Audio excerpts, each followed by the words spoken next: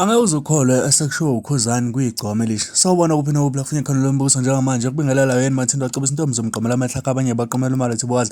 Ngala ukuthi ngabe usuku lakho lokuqala lancethe wenze kulungelo press subscribe button share phinde comment okhuluna konke uma subscribe ayike mina kahamba kodwa ke sisenze ube wena oqala uthola notification uma sikufaka ivideo phambili ingane zakwethu abantu bamangele namanje futhi basayibuza ukuthi ngempela uKhuzani yini le menza ukuthi asho kanje kwigcoma elisha. Kanti uKhuzani ukhiphe nje statement esithi bekungolwesihlanu ntambama i-albhamu yami ethi alibona icala idlalwa khona to khona ngathola iy'ndaba zokuthi ingoma yami ingene phakathi kwi-top 10 yokuhlukanisa unyaka ivotelwa kanjeni uthumela uthi ingoma ku-33665 uvota noma ikangaka ngicela South Africa ningivumele ngibonga isenzo esihle senziwe ukhozi ngokufaka umaskandi izingoma zize zibe mbili.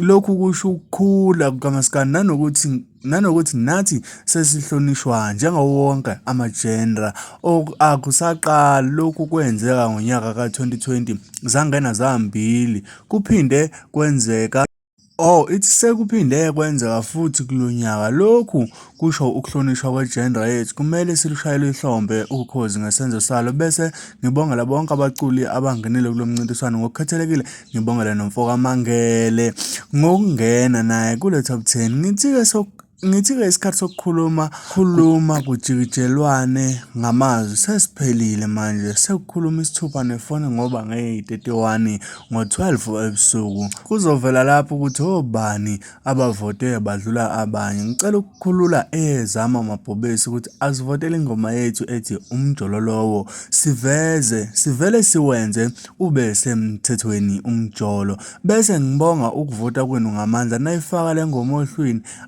qale siqede ma-Blue Nation asiphuze energy drink sidlale i-albhamu yakithi enconywa ngapha nangapha bese siphusha i-voting. Ngiyabonga ubeke esefaka isithombe sakhe esinemniningwane yokuvotelwa. Ngane zakwethu isukile ngicela ukuthi njengoba isisukile singathathi isayidi kodwa ziyazazi ama-Blue Nation ayazazi futhi ama-Red Nation. Sicela ukuthi nivotele ingoma yenu maqhawe namaqhawekazi eniyithandayo ukuze umaskandi kuzoba yiwona futhi ophethe njengo-2020 njengoba kwaba number 1 uKhuzani kwase kuzoba number 2 umthandeni. Kanti-ke kusukuveza ukuthi igcoma elisha alikakaphawuli inhlobo mayelana nendaba ye-top 10 kodwa-ke esingazi ukuthi ingqondo elilele kuyona ukuthi lingavotelwa noma lifuna ukuthi mangabe lingasawini bese lithi alikaze likhankase vele lamavotelo liwathola ngabantu belithanda noma inhloso ukuthi alithandi ukungenela kodwa enginesiqiniseko sokuthi ngaba lithandi ngabe alivumanga nokuthi izifakwe. So ngala kwethu ngiyafisa ukuthi ngizuvo lakho